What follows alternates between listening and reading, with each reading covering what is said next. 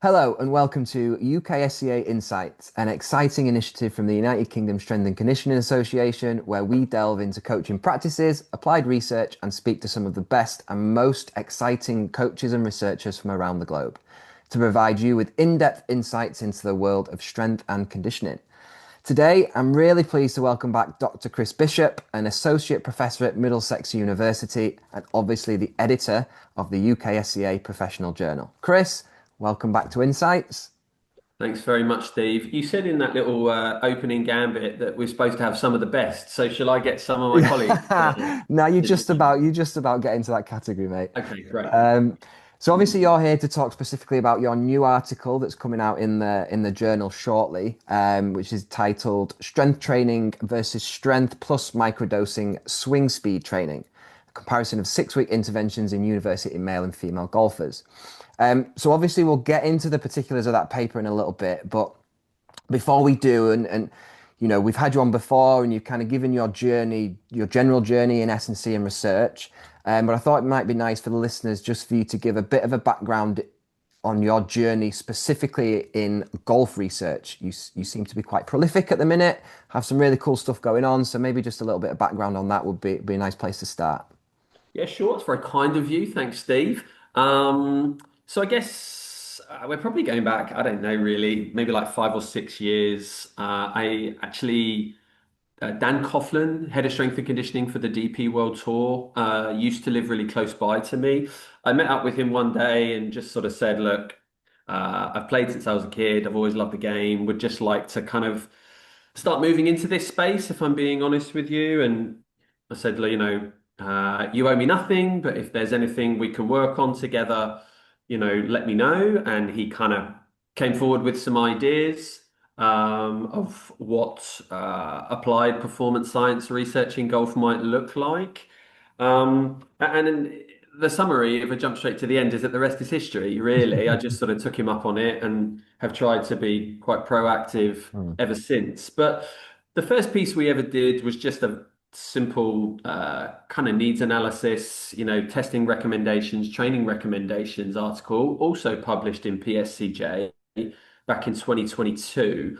And then since then, we've together, Dan and I have worked very closely and attracted a number of PhD students. Okay, so we've just had one finish their PhD just about a couple of weeks ago, really. Excuse me. And I've got three other PhD students in golf. One's kind of focused on launch monitor technology. Another one is taking a bit more of a deep dive in the lab to understand the biomechanics of the swing and the relevance of different ground reaction force and center of pressure variables. And then the third one, who is Fiona Scott from Mhm. Performance Hertfordshire. She's actually the head of strength and conditioning for the Ladies European Tour Performance Institute. And both Dan and I, along with Dr. John Brazier, are supervising her for hers. And she's only just starting out on her journey. So I think a lot of the research, whilst I personally have facilitated a few papers over the years as lead author, a lot of our work has been driven through our PhD students as well. So it's been a really, really nice journey, and honestly, we feel very fortunate and lucky that a lot of our work seems to have been well received. So we've either hit this space at just the right time, Mm. or the work is not completely useless. One of the two. Both good outcomes. Yeah. Um, so obviously, research in golf historically has been very much swing biomechanics related, but your approach has been almost like a hybrid between that and then S&C related training recommendations profiling. How has that been received to your knowledge, and has it been easy to kind of marry the two up? And how is S&C kind of viewed in the professional game now in general? Yeah, I'll start with the latter kind of query or point. I think strength and conditioning is really, really common in golf. I often get a little cheeky schneid jab at me from Dan Coughlin when we're writing papers, because I often start papers with like a phrase about how it doesn't have a Mm. long-standing tradition of strength and conditioning integrated into it. And Dan's really like bored of hearing, seeing me write that because they've been working on the tools for some time to kind of change the perception of how this part of a professional or an elite amateur player's overarching preparation is perceived. Mhm. And they've done a really, really good job of it as well, I should add.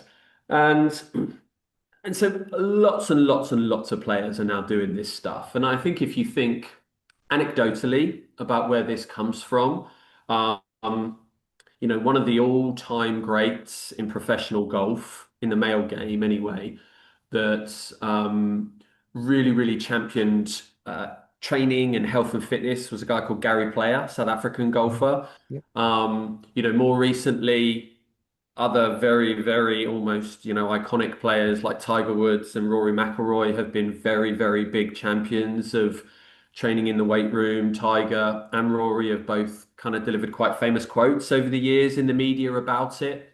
And Rory actually probably going back 10 or 12 years now, was under some scrutiny Mm. when he hit a bad patch of form Mhm. about spending too much time in the gym. And of course, the cows are coming home to roost for those media people as of Sunday night. Yeah, I think when other players maybe see that, real iconic successful golfers are having lots and lots of success, they're probably thinking, oh, if I'm not doing that, am I missing a key component of my preparation here? And there is some statistics as well, which all golfers will be aware of, that if you hit the ball further off the tee, you can, it's called gain strokes against your competitors in the field. It's like an algorithm that kind of computes what the probability is of you holing out almost anywhere on the golf course relative to your competitors, developed by Professor Mark Brody in New York. And and so basically, if I hit the ball further, I am likely to gain strokes against my competitors. Yeah, so even to the point of hitting it 20 yards further off the tee. And then there's also some really crude binary data that shows if you hit the ball further on both the Ladies PGA Tour and the PGA Tour from the 2023 season, you will win more tournament money. Right. So, it's maybe the only professional sport I can think of right now where if you don't make the cut for your weekend golf, you don't get paid. Mm. Like, most professional sports get paid regardless. In Yeah. golf, you've got Mhm. to perform well to get paid, which is actually quite a unique concept, a unique overlooked concept actually for the sport. And so anything you can do to improve your chances, getting paid, for your livelihood has got to be a really, really important factor. So I think it's, there's still a broad spectrum, right, of how people view strength training. And we found that even through some of our PhD research. Some players think that the best thing you should do in a gym is go and mimic the golf swing, Mhm. which is pretty categorically not the case. Um, and some players take a much more traditional approach to kind of compound strength and power training and have totally bought into this concept of it being a fundamental piece of their preparation that they just can't ignore, and actually they just integrate year round. Mhm. So I think the combination of seeing really successful players embrace this, the combination of having some objective data, binary data actually, which is I can hit the ball further and maybe win a bit more money. It's a really palatable narrative for a strength and conditioning professional, sorry, to support, why this component of a player's preparation is really growing. Yeah, completely. And interestingly, the three professional examples there, and correct me if I'm wrong, are three of the five that have done the double masters or the back-to-back masters. Is that right? Rory, Tiger, and Gary Player, I believe. Definitely the first two. I actually don't know. I mean, they were throwing that up on Sky Sports, weren't they, on Sunday, like about five times Yeah, throughout yeah, the weekend. I yeah, don't yeah. know if Gary Player's done that, actually. I'm going to have to Google that. Yeah. Anyway, um, so you mentioned there in terms of the benefits from more of an outcome perspective, the gain in stroke side of it. But obviously, there are more technical benefits as well. So, from kind of the research that you highlighted in your intro and to your knowledge, what are the kind of the main KPIs from a technical perspective that strength and conditioning can really help to improve? Yeah, okay. I will just I'll lean on a slight air of caution about technical Okay. improvements, you know. So when we start looking at swing based data and or kinematic information, you know, whether it be things like, you know, swing path, Hmm. these are really, really hard to objectively quantify without 3D motion analysis. And of course, we have you know, we have smartphone apps like Sportbox that tries Hmm. to do this in golf now. And I wouldn't hang my hat on their accuracy at all. You know, so I would probably steer clear of the concept of being able to quantify objective information around swing kinematics, Yeah. truthfully. Um, I think the KPIs are always dependent on what equipment and you've got to objectively quantify or measure something, right? But in reality, most practitioners or golf professionals will have a portable launch monitor of some kind. There's lots of different varieties. And as I was saying earlier, one of my PhD students, his PhD is a lot of that is centered around the accuracy, usability, and reliability of all these metrics that get spit out from a portable launch monitor system. Realistically, they give you a lot of data, but what we found was irrespective of whether you take the most expensive portable launch monitor, one being the TrackMan 4, which is used in PGA Tour tournaments, Hmm. right? Or you take a cheaper version, like a Flight Scope Mevo Plus, it's called, which is a tenth the price of a TrackMan. All your kind of outcome measures based data like club speed, ball speed, carry distance, they're pretty consistent, they're pretty reliable, and the cheaper one is accurate relative to the really expensive TrackMan Hmm. version. Once you start getting into, I guess, what I would call um, some of the ball flight characteristics and some of the like strategy metrics, I suppose, for likening the analogy to jumping, like spin rate, Hmm. attack angle of the club, launch angle. Those that data is really, really noisy, and it doesn't mean it's not useful. Yeah. It just means that those are metrics that help to explain why a shot goes as far as it does, or is as accurate as it is, or is not. Yeah. It's just that we have to use that data on a shot by shot basis to understand where the ball ends up. Now, of course, the challenge with sports science and strength and conditioning is we don't look at data in isolation in a standstill spot. We look at it trends over time. And so when you're trying to take a really variable or noisy metric and track trends over time, it becomes really difficult to differentiate between the signal and the noise, Mm. right? And so some of those strategy-based metrics are really hard to monitor over time. Whereas I think for your strength and conditioning professional, tracking club speed, ball speed, and distance is probably we can have reasonable confidence on that stuff. They are some of the simpler metrics Yeah. for sure, but as a consequence, they are also some of the more stable ones. And I think the other thing to add on to that question is the club, the speed of the club or the swing speed is the thing that we can really affect. Hmm. You know, that's the thing that a strength and conditioning practitioner can more directly improve or change. The ball speed is just a consequence of the speed of the club and the momentum and the sequencing and the ground reaction forces, right? The distance is a consequence of the ball speed and also the spin rate and the launch angle, etc., etc. But the thing that we can impact directly is the club speed. Once you start going to ball speed and distance, you start losing a little bit of the variance of the impact that we can have. So I think club speed is the primary, and underneath that, understanding ball speed and distance outcomes are also usable and tend to be pretty reliable over time too. Nice. And that segues really nicely then into this kind of this study that you've submitted to the journal in terms of the comparison between, let's call it traditional S&C approach, and then the S&C plus this, and again, correct me if I'm wrong, kind of a weighted swing element to the training.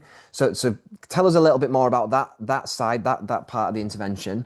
And then is that something that kind of represents practice? Is it done a lot in that applied space, or is this quite novel for golf?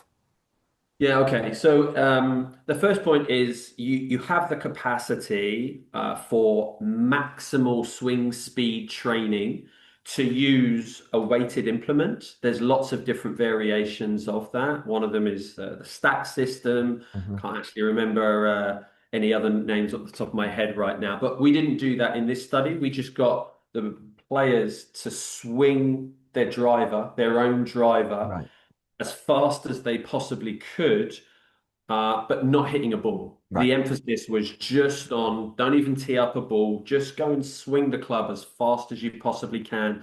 And all we're trying to do is accepting that that will change things like sequencing and Hmm. timing as well throughout the golf swing. But all we're trying to do is just push the ceiling Hmm. of their maximal speed a little bit higher. Is this something that's done in the professional elite amateur golf world? Yes, absolutely. And I feel very passionately about saying that research in maximal swing speed training, published academic research anyway, is miles behind practice in this regard, Right. actually. We've started to get, as you noted at the beginning, a sort of building evidence base for strength and conditioning. The evidence base trying to understand maximal swing speed training is tiny.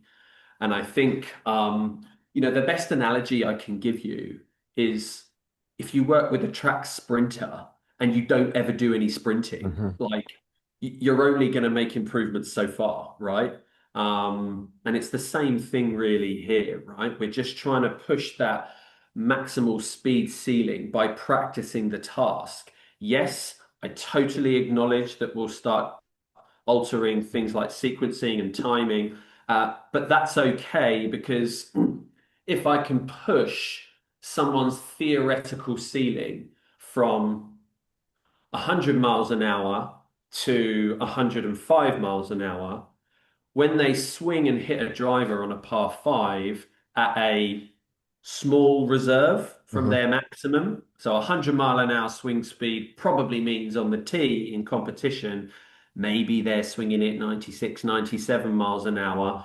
Well, if my ceiling becomes 105, my reserve now becomes 101, Hmm. something like that. And so everything's just trending in the right direction, isn't it? Hmm. Um, and so, yeah, this is something we don't have an awful lot of research on. It's definitely something that a lot of players take quite seriously. Yeah. Matt Fitzpatrick is a very well-known golfer. He's a big supporter of this maximal swing speed concept. Nice. He does use weighted implements, okay. But I'm not, we have another study accepted for the journal, so I'll speak to you in a few months about this comparison that we did against a weighted swing implement versus just swinging your driver as fast as you can. And Yeah. I'm not convinced that the weighted swing implement gives you that much of a superior benefit than just picking up your own driver Yeah. and swinging it as fast as you can. Now, yes, you can lighten the attachment at the bottom so it's lighter than a club, so you get this overspeed effect, Hmm. or you can make it heavier to have this theoretical overload effect.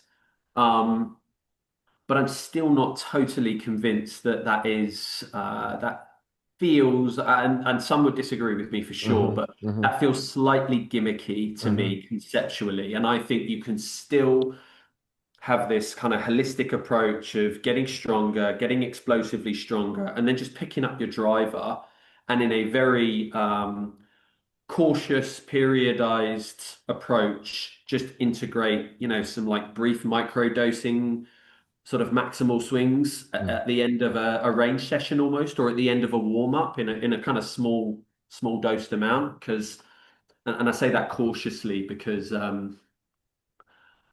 even with a when you're not trying to swing the club hell for leather, there's a good piece of research from 2016 by Dale and Brummett, I believe, that said you've got like 8 times body mass of rotational shear stress going through the spine. Sorry, over 8 times body mass. And even with a three-quarter swing, it's Mm. still 8 times body mass. So you can be certain that that's going through the roof when you ask someone to absolutely swing the Yeah. club, with zero breaks, basically. So it's definitely something that's done in practice. The research is building for strength and conditioning. The research is minimal for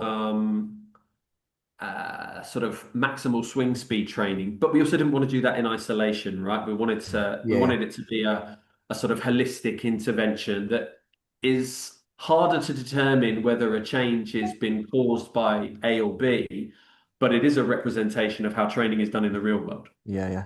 And again, segues nicely then into just kind of a brief overview of what the findings were of the paper, in terms of the results and which was the superior method.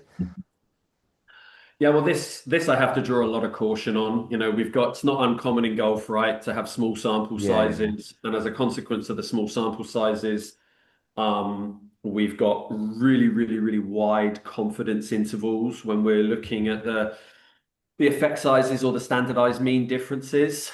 Um, okay, so for the intervention group across all of our golf shot or physical test measures, we had I think it was 9 within group effect size changes. Actually, one of them was the wrong way. Okay, was a reduction Okay. in I think it was peak power in the jump, Okay. believe it or not. But the other 8 were, trending the way you would expect, improvements in capacity and improvements in golf shot data. The training alone group, and I want to make sure I give a balanced perspective about this. They showed nothing. Okay, no improvements in anything. And actually, that draws Mm. immediately a red flag. Like, why are you running a training intervention for 6 weeks and you can't improve capacity, let alone the golf swing? Well, the honest truth is, once you start looking at the effect sizes, there were some large improvements, but it just doesn't reach Yeah. that theoretical p-value of Yeah.